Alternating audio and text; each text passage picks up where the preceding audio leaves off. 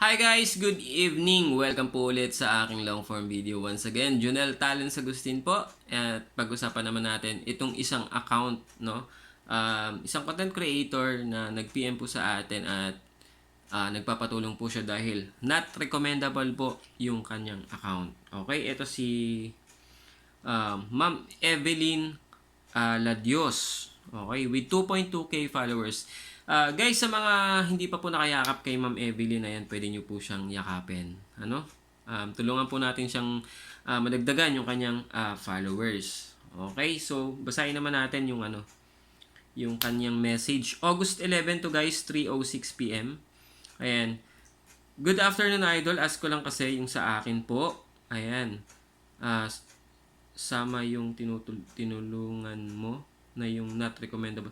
So, ibig niya sabihin dito, kasi nagkamali lang siya ng sa pagta-type.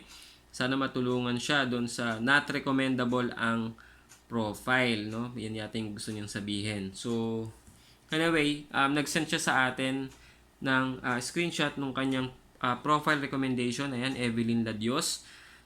Not recommendable. Okay?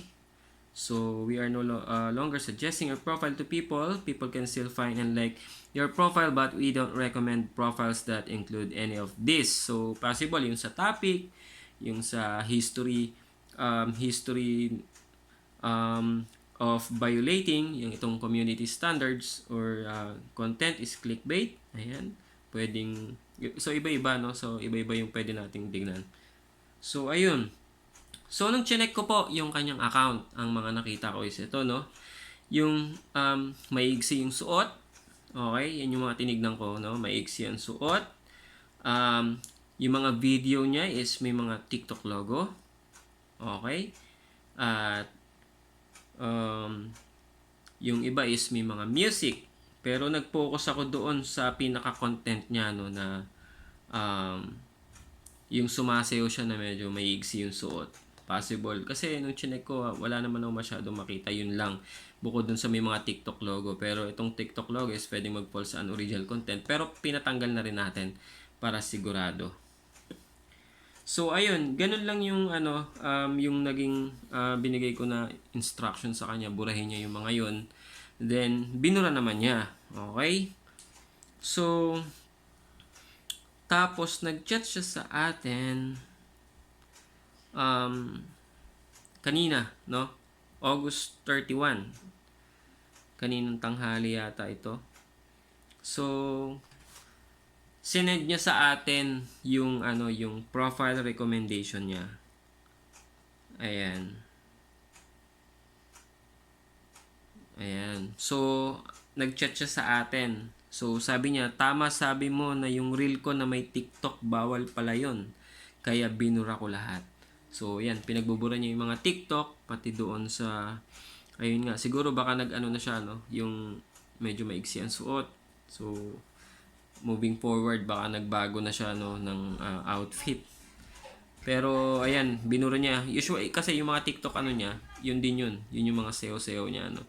So, pinagbubura niya. Then, ayan, recommendable na po yung account ni Ma'am Evelyn. So, ayun. Nakakatuwa lang kasi nga parami itong mga natutulungan natin na mga content creator na may mga problem sa kanilang account at okay na po yung kanilang account ngayon. Okay, so sana doon sa may mga problema ma-inspire kayo, wag po kayo mawalan ng pag-asa, no, hangga't kaya nating ayusin yung inyong mga account, aayusin po natin. Okay? So, sana may po kayo doon, no? Mga TikTok logo, guys. Tapos, yung pagsusuot ng mga maikli, sensitive yan, no? Yan, possible magka-violation talaga yung mga yan. So, mag-ingat po tayo, no? Piliin natin yung ating content. Okay? Piliin natin yung ating sinusuot. Wag po tayo, lalo na kung nakahubad po, no? Bawal po yun. So, ayun guys, ayan, na-share ko lang yung account ni Ma'am Evelyn. Not recommendable.